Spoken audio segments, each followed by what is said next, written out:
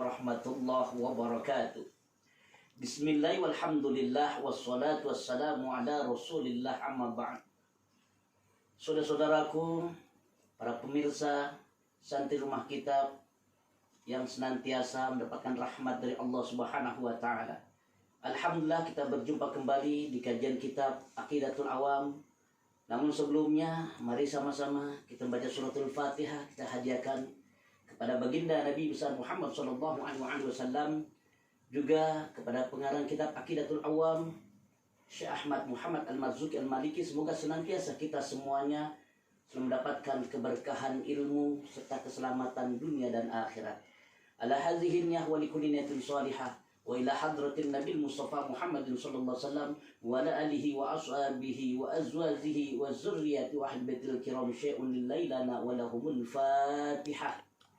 أعوذ بالله من الشيطان الرجيم بسم الله الرحمن الرحيم الحمد لله رب العالمين الرحمن الرحيم مالك يوم الدين إياك نعبد وإياك نستعين اهدنا الصراط المستقيم صراط الذين أنعمت عليهم غير المغضوب عليهم ولا الضالين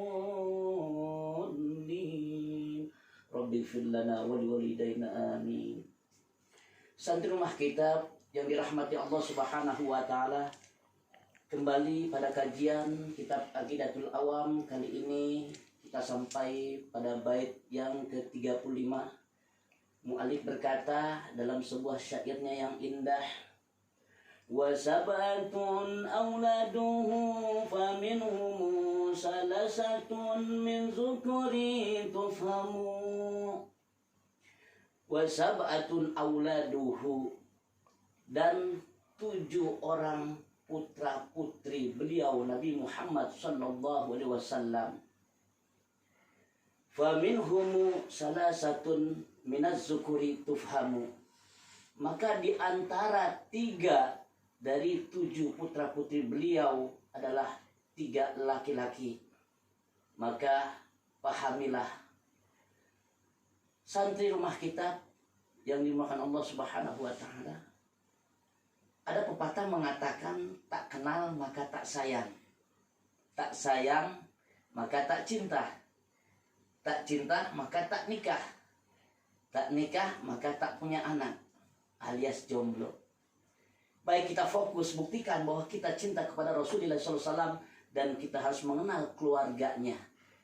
Siapa saja keluarga beliau, terutama putra-putri beliau. Dalam kitab Aqidatul Awam ini dijelaskan ada 7 orang putra-putri beliau. Di antaranya 3 laki-laki. Siapa ketiga laki-laki tersebut? Maka pada bait selanjutnya mu'alif melanjutkan dengan sebuah syair yang indah. Qasim wa abadullahi wa huwa tayyibu wa tahirun bi zaini zayulaqabu. Qasim dan Abdullah. Yang pertama Qasim. Qasim ini adalah putra sulungnya beliau Rasulullah SAW yang wafat ketika berumur 17 bulan. Masih keadaan bayi saat itu. Dan kemudian Rasulullah SAW juga dianugerahkan seorang putra yang kedua yang bernama Abdullah. Abdullah ini dijuluki dengan At-Tayyib At-Tahir.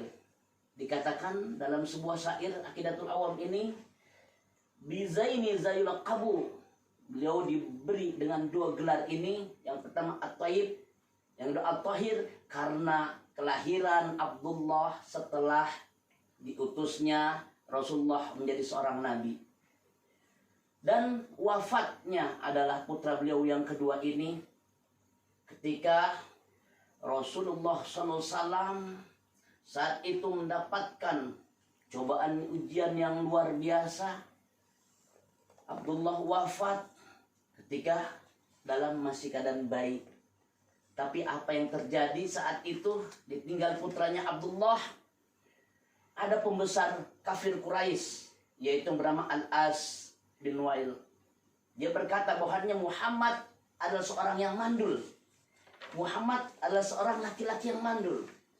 Ini merupakan salah satu asbabun nuzul turunnya, yaitu surat Al-Kautsar ayat ketiga. Allah membantah perkataan pembesar kafir Quraisy ini dengan menurunkan surat Al-Kautsar ayat ketiga.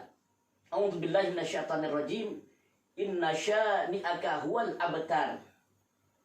Inna syani'aka, sesungguhnya orang-orang yang membencimu wahai Muhammad, sungguh ia yang terputus dari rahmat Allah. Disinilah bantahan Allah terhadap hinaan, cacian, makian kepada Rasulullah SAW sepeninggal putranya Abdullah. Dan yang ketiga, tentu melanjutkan bait yang ke-38.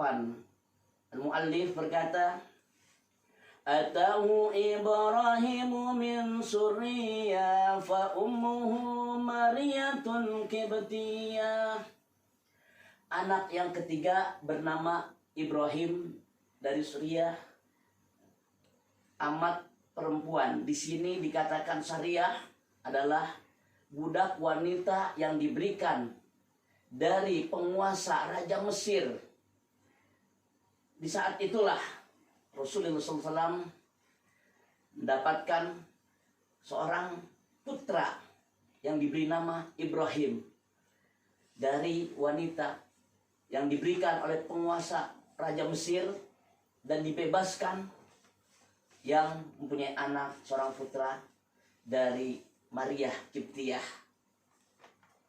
Santri rumah kitab yang dimuliakan Allah Subhanahu wa taala, Ibrahim ini adalah putra beliau yang meninggal wafat agak lama dibandingkan putra beliau baik Qasim maupun Abdullah. Menurut riwayat ada yang mengatakan 2 tahun beliau wafat dan ada yang mengatakan 1,5 tahun.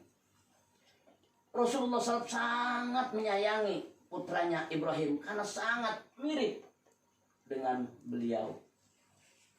Apa yang terjadi, saudara-saudaraku yang dimuliakan Allah Subhanahu wa taala, saat itulah Rasulullah ditegur, "Wahai Rasulullah, kenapa engkau menangis? Kan Allah melarangmu untuk menangisi mayit." Beliau menjawab, "Wahai saudara-saudaraku, ini adalah tangisan rahmat penuh kasih sayang. Aku sangat menyayangi putraku Ibrahim." Disinilah saudara-saudaraku hikmah yang berharga untuk kita renungkan. Seorang ayah yang ditinggal 3 orang putra yang disayanginya, mengembalikan semuanya kepada Allah Subhanahu wa taala. Pak, insya Allah beliau masih diberikan kesempatan Allah Subhanahu wa taala 3 orang putra, dan ada 4 orang putri lagi. Insya Allah kita akan lanjutkan di kesempatan yang lain. Mudah-mudahan kita diberikan umur panjang, sehat walafiat. Ingat, tetap istiqomah dalam belajar dan hubul waton minal iman. Akhir kalam, hadanallahu wa iyyakum ajma'in. Assalamualaikum warahmatullahi wabarakatuh.